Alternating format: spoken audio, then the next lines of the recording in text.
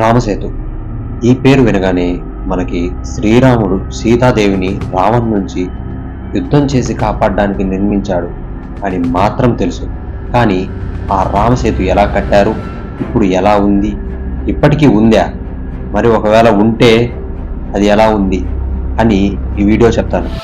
ముందుగా ఈ వీడియోని చూసే ప్రతి ఒక్కరూ లైక్ చేయండి. అలాగే ఇలాంటి ఇన్ఫర్మేషన్ మీ ఫ్రెండ్స్ అండ్ ఫ్యామిలీ మెంబర్స్ తెలవడానికి షేర్ చేసి ఇలాంటి కంటెంట్ మిస్ కాకూడదు అనుకుంటే సబ్స్క్రైబ్ చేయండి.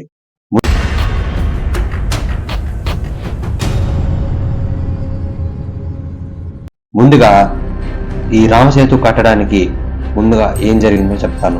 హనుమంతుడు లంకను కాల్చి వచ్చి నేను సీతాదేవిని చూశాను అని చెప్పాక సముద్రం దాటడానికి మార్గం ఏమిటని హనుమంతుడు సుగ్రీవుడు విభీషణుడిని అడిగాడు. అప్పుడు రాముడు సముద్రుని సాయం కోసం అర్జించాలని విభీషణుడు సలహా ఇచ్చాడు. సముద్రుని సాయం కోసం రాముడు 3 రాత్రులు నియమంగా దీక్ష వహించినా సముద్రుడు ప్రత్యక్షం కాలేదు. కోపించిన రాముడు సముద్రాన్ని ఎండగట్టాలని ధనస్సు ఎక్కుపెట్టాడు. ఆ వెంటనే సముద్రుడు వచ్చి వినయంగా నమస్కరించి తన స్వభావాన్ని మనవి చేసుకున్నాడు. విశ్వకర్మ కొడుకైన నలు నీల ప్రజ్ఞతో వారధిని నిర్మించవచ్చని తెలిపాడు. సముద్రుని కోరికపై శ్రీరాముడు తన అస్త్రాన్ని ద్రుమ్మికులంలోని ధన్యులపై విడిచిపెట్టారు. సేతు నిర్మాణానికై సముద్రాన్ని అలల తాకిడికి లేకుండా కాపాడాలని మాట ఇచ్చాడు. ఇక సాగరమును దాటడానికి అద్భుతమైన వారధిని నిర్మించడానికి నలుడు పర్యవేక్షణలో ప్రారంభమైంది. మొదటి రోజు 14 ఆమడలు, రెండవ రోజు 20 ఆమడలు, మూడవ రోజు 21 ఆమడలు, 4వ రోజు 22 ఆమడలు, 5వ రోజు 23 ఆమడలు. ఇలా 5 రోజులలో 100 యోజనాలు పొడవు మరియు 10 యోజనాల వెడల్పు గల వారధిని నిర్మించాడు. విభీషణుడు ఒక పక్క వారధిని సంరక్షించడానికి నిలబడ్డాడు. తరువాత ఆ వారధి సహాయంతో ప్రతి వానరులు సముద్రాన్ని దాటి యుద్ధం చేసి సీతాదేవిని వెనక్కి తీసుకొచ్చారు. ఇప్పుడు రామసేతు ఇప్పటికీ ఉందా, అసలు ఉంటే అది ఎలా ఉంది అని మనం తెలుసుకుందాం. రామసేతుని రామవంతెన లేదా ఆడమ్స్ బ్రిడ్జ్ అని కూడా అంటారు. ఈ వంతెన దక్షిణ భారతదేశంలోని తమిళనాడు రాష్ట్రంలో ఉన్న రామేశ్వరం లేదా పంబన్ ద్వీపం నుంచి శ్రీలంక దేశానికి చెందిన మన్నార్ ద్వీపానికి మధ్య ఉంది. ఈ వంతెన ఇసుక మరియు సున్నపురాళ్లతో కలిగి ఉంటుంది. ఈ వంతెన యొక్క పొడవు 48 కిలోమీటర్లు. ఈస్ట్ ఇండియా కంపెనీ వారు భారతదేశానికి వచ్చినప్పుడు ఈ వంతెనని ఆడమ్స్ బ్రిడ్జ్ అని పిలిచేవారు.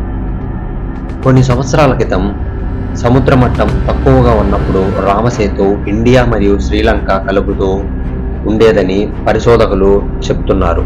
రామసేతు ఇండియా మరియు శ్రీలంకకు మధ్య పడవలు ప్రయాణించడానికి అడ్డుగా ఉండేది. కానీ పూర్వం నుంచే ఇండియా శ్రీలంక మధ్య చిన్న చిన్న పడవల ద్వారా మాత్రమే ప్రయాణం జరిగేది. పెద్ద పెద్ద ఓడలు మాత్రం భారతదేశ తూర్పుకు చేరటానికి శ్రీలంక చుట్టూ తిరగవలసి వచ్చేది.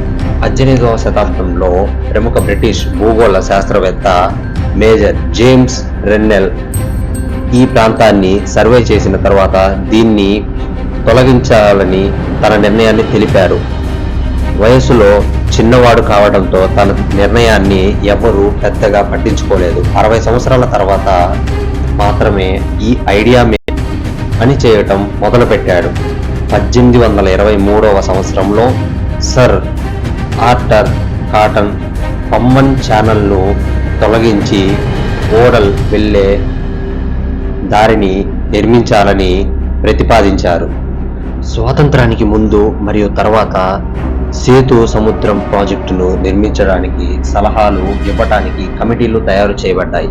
చాలా వరకు కమిటీలు రామసేతును నిర్మూలించడానికి ఒప్పుకోలేదు. రామేశ్వరం గుండా భూమి ద్వారా ఉన్న దారిని ఎంచుకోవాలని సలహా ఇచ్చారు.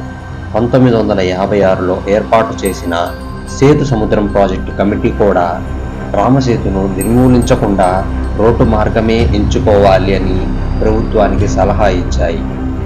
2005లో సంవత్సరంలో ప్రభుత్వం రామసేతు సముద్రం షిప్పింగ్ కెనాల్ ప్రాజెక్టును నిర్మించడంపై ఆమోదం తెలిపింది.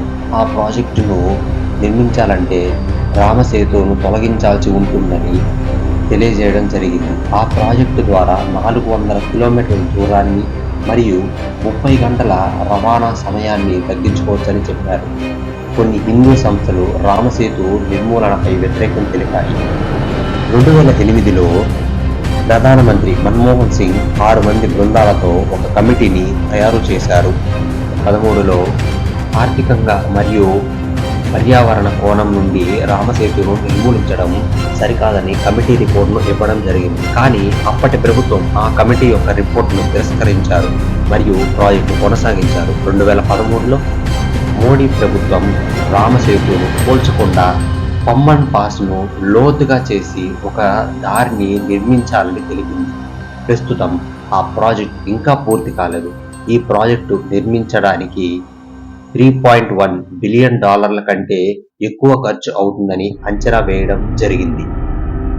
నిజానికి రామసేతు అనేది మనకు ఒక ఆధారం, మనకి జరిగింది అనేదానికి ఉదాహరణ మరియు నిదర్శనం కూడా. అలాంటి వాటిని మనం నిర్మూలించడం చేయకూడదు. ఇప్పటి వరకు చూసినట్లయితే మీకు ఈ వీడియో ఎంతో ఇన్ఫర్మేషన్గా అనిపించవచ్చు.